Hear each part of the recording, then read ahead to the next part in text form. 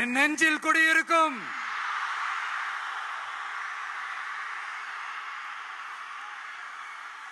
புதுச்சேரி மக்கள் உங்கள் அனைவருக்கும் என்னுடைய வணக்கம். வணக்கம் வணக்கம். எல்லாரும் எப்படி இருக்கீங்க?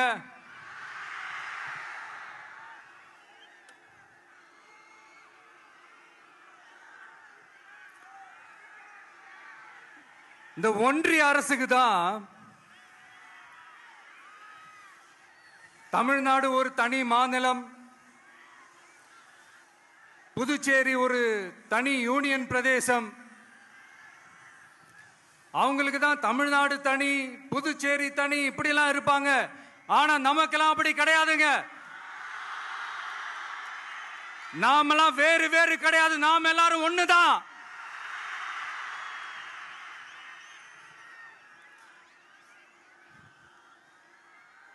தமிழ்நாடும் புதுச்சேரியும் தனித்தனியாக இருந்தாலும் நாம் எல்லாரும் ஒண்ணுதான். நாம் எல்லாரும் சொந்தம் தான்.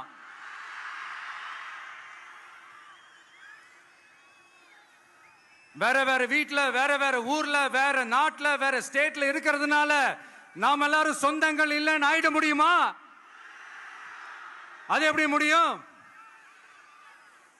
இப்ப பாத்தீங்களா, ஒருத்தருக்கு ஒருத்தர் பார்த்துக்கும் போது அந்த பாச உணர்வு,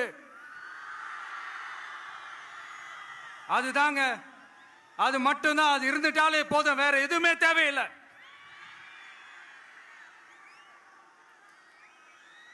அதனால தமிழ்நாடு, புதுச்சேரி, கேரளா, கர்நாடகா, ஆந்திரா மட்டும் இல்ல, உலகத்துல எந்த மூலையில நம்ம வகைரா இருந்தாலும் அவங்க எல்லாருமே நம்மளோட உயிர் தான். அவங்க எல்லாருமே நம்மளோட உறவு தான்.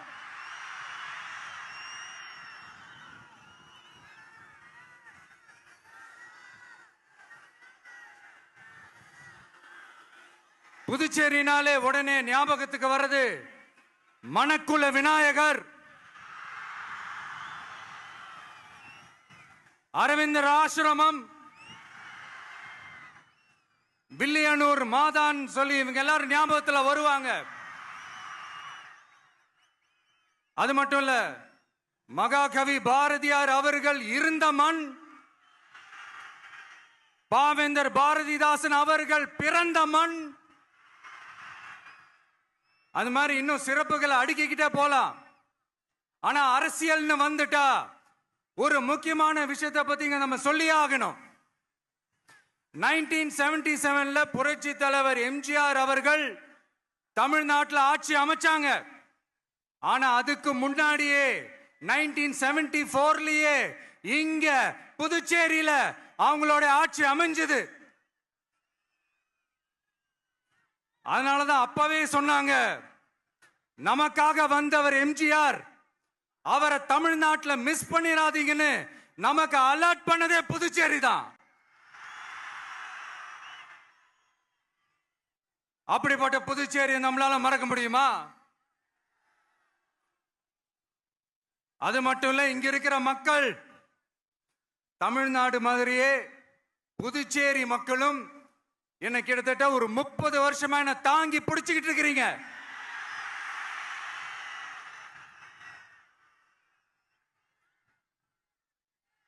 அதனால இந்த விஜய் தமிழ்நாட்டுக்கு மட்டும்தான் குரல் கொடுப்பான்னு நினைக்காதீங்க.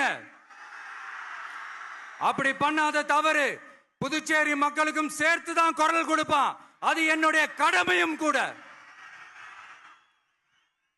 அதனாலதான் இங்க நீங்க ஃபேஸ் பண்ற பிரச்சனைகளை பத்தி இன்னைக்கு நான் பேசுறதுக்காக வந்திருக்கிறேன். அது மட்டும் இல்ல, இந்த புதுச்சேரி கவர்மெண்ட்டை பத்தி நாம சொல்லியே ஆகணும். இது டெஃபினட்டா தமிழ்நாட்டில் இருக்கிற மாதிரி நம்ம திமுக கவர்மெண்ட் மாதிரி கிடையவே கிடையாது. ஏன்னா வேற ஒரு அரசியல் கட்சி நடத்துற நிகழ்ச்சியாகவே இருந்தாலும் அந்த நிகழ்ச்சிக்கு தன்னெழுச்சியா வர நம்ம மக்களுக்கு பாதுகாப்பு கொடுத்து பாரபட்சமே காட்டாம இந்த கவர்மெண்ட் நடந்துகிட்டு இருக்கிறாங்க. அப்படிப்பட்ட இந்த புதுச்சேரி கவர்மெண்ட்டுக்கும் நம்ம புதுச்சேரி சிஎம் சார் அவர்களுக்கும் இந்த நேரத்தில் என்னுடைய மனப்பூர்வமான நன்றிகளை தெரிவிச்சுக்கிறேன். இத பார்த்தாவது தமிழ்நாட்டில் இருக்கிற அந்த திமுக கவர்மெண்ட் கத்துக்கிட்டா நல்லா இருக்கும்.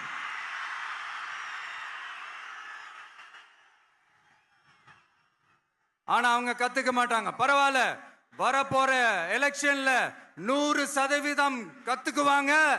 அத நம்ம மக்கள் பார்த்துக்குவாங்க.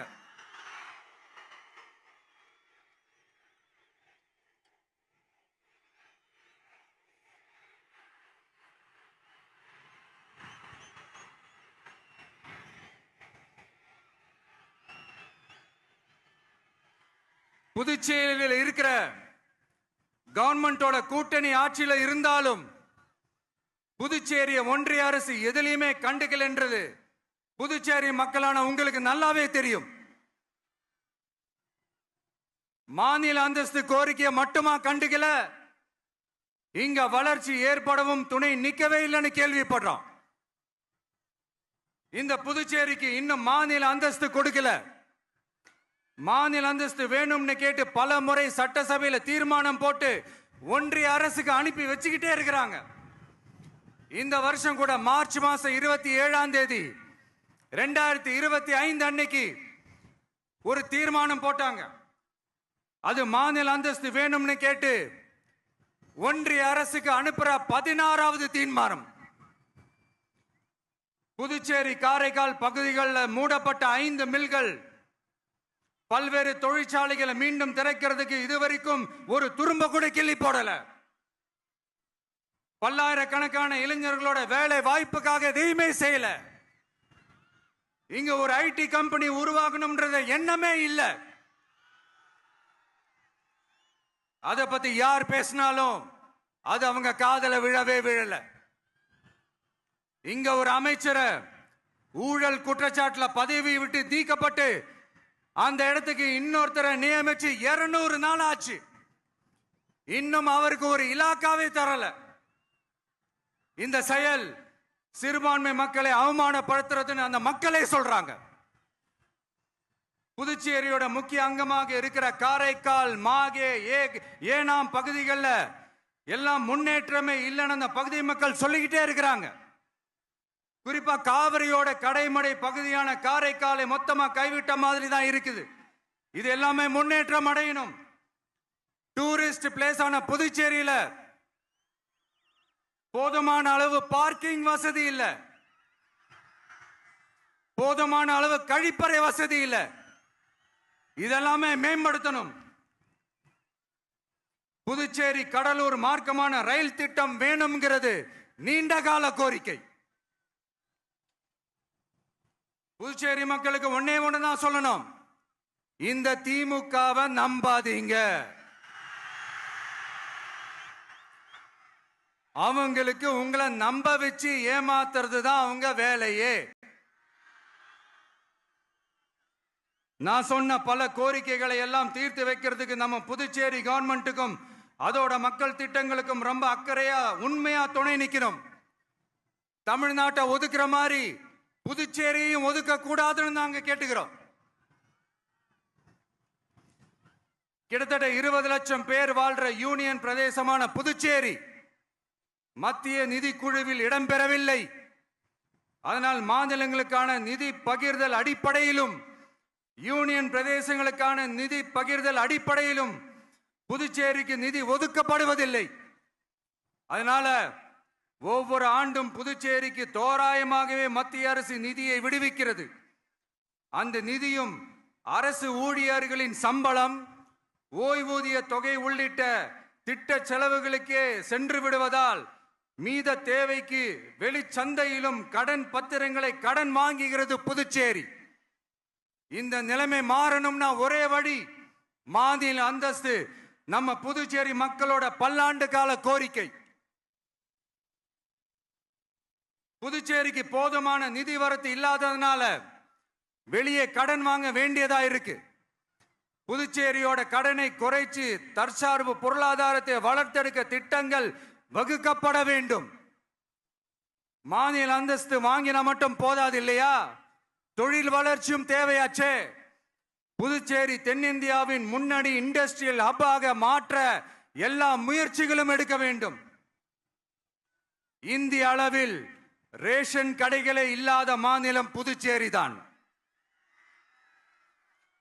ஏழை எளிய மக்களுக்கு வாழ்வாதாரமே ரேஷன் கடைகள் தான். மற்ற மாநிலங்கள்ல இருக்கிற மாதிரி இங்கேயும் அரிசி, சர்க்கரை, பருப்பு, கோதுமை, எண்ணெய்னு அனைத்து பொருட்களும் வழங்கும் முறை சீராக்கப்பட வேண்டும்.